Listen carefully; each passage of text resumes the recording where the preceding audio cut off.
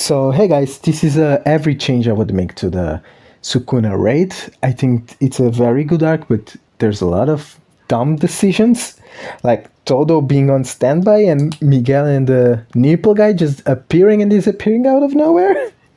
So this is every change I would make to address all the gripes I have with the arc. So yeah, please like and subscribe, and let's get on to the video. So immediately after Gojo dies, the merger would begin. Now I know what Kenjaku said about him and Megumi can only be the two players alive for it to begin, but come on, he's the game owner. I think he can do something about it. And I also want to add two new conditions.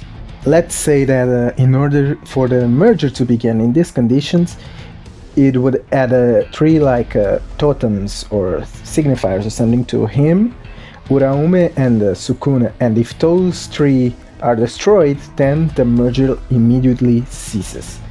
This would incentivize our protagonists to fight now. That's like one of the biggest problems I have, is that they have no reason to jump Sukuna right now, which it's weird. Like the whole plan went Dogwater immediately after Sukuna pop up his revive. So this way now we have an incentive to kill them and kill them now. So right after the merger begins, Kashimo and Sukuna would fight, but this would go very differently. Like I have a whole video idea for this, but basically it would go Kashimo would beat up Sukuna in base, forcing Sukuna to transform. Sukuna then beats the shit out of Kashimo, and it ends with Kashimo transforming. But they wouldn't fight. It would cut immediately to Takaba versus Kenjaku. Would go very different. No, it would go not the same, but this time it would be much shorter, because we need to make time for our new fight, the coolest fight we never got to see, Yuta and Maki versus Kenjaku. You know that Maki never fought in Kenjaku is criminal. She's like the antithesis to all that guy represents. And like, they never fought, they never even talked, I think. And Yuta should have been the one to kill Kenjaku, but you know, not an assassination. Sending Yuta to assassinate is like the worst shit someone can do. But this would end with Maki and Yuta killing Kenjaku, of course. Amber Kashimo versus Sukuna. Now, this would be the actual fight between Kashimo and Sukuna. Like, I imagine Kashimo railing on Sukuna, like using a billion different moves, and everyone's like, oh shit, Kashimo's so strong, he's the top 3. And like, oh shit. But like, this would mostly be to hype up Sukuna, because Sukuna would just tank everything. Like, you can make Kashimo as powerful as you want, but Sukuna, who is even more powerful, would just tank that shit, or heal from it, or use cleave. And the way I see this battle ending would be like Kashimo using a maximum technique, turning himself into a electric thunder or something, and like dealing a massive blow to Sukuna and dying in the process.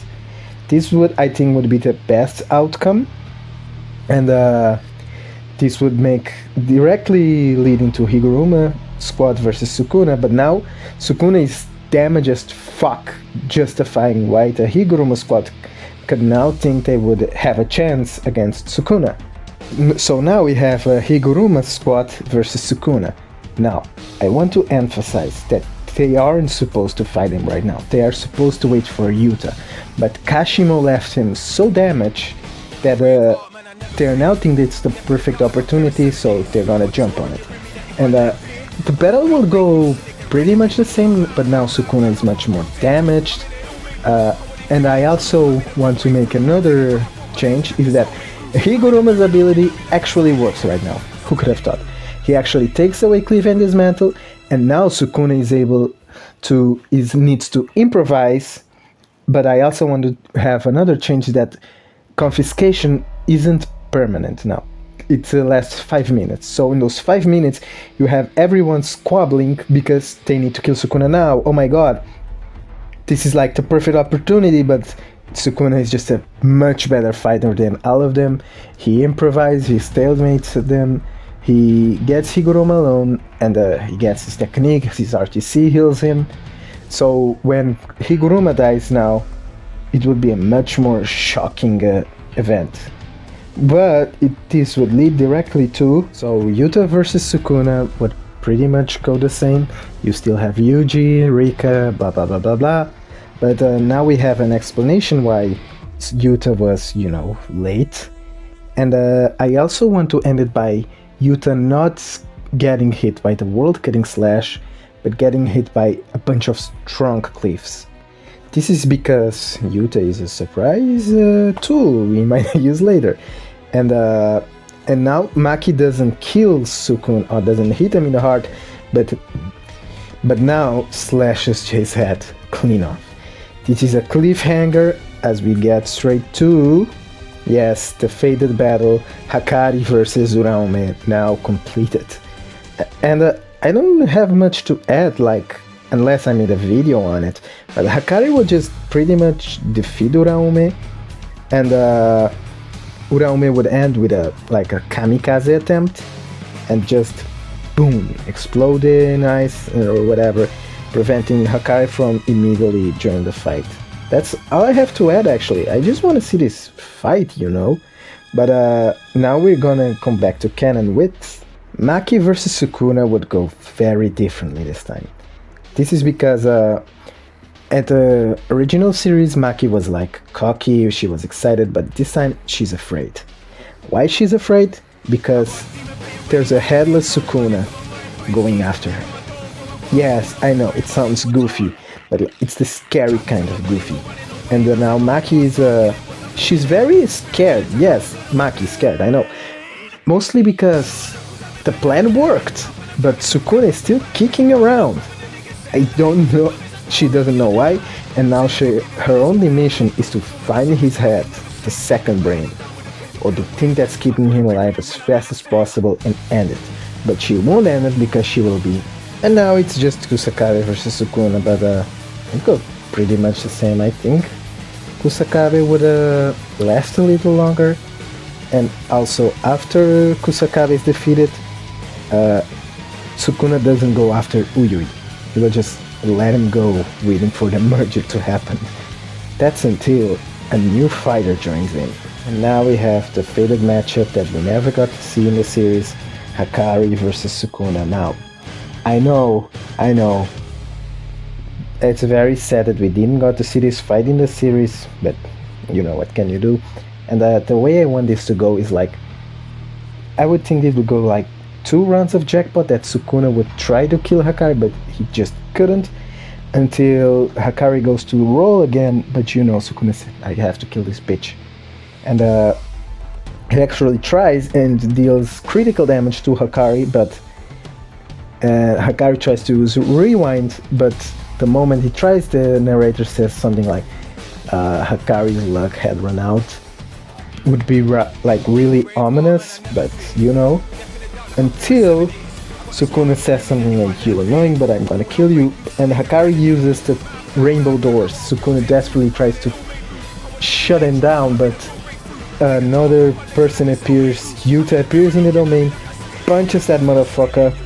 Hakari joins in, punches that motherfucker, and Sukuna is worried because Hakari is gonna get another jackpot that he doesn't notice. Maki stabbing through his heart and just saying, jackpot. That would be the coolest moment ever. And now we're going to go what I like to call the ultimate jumping.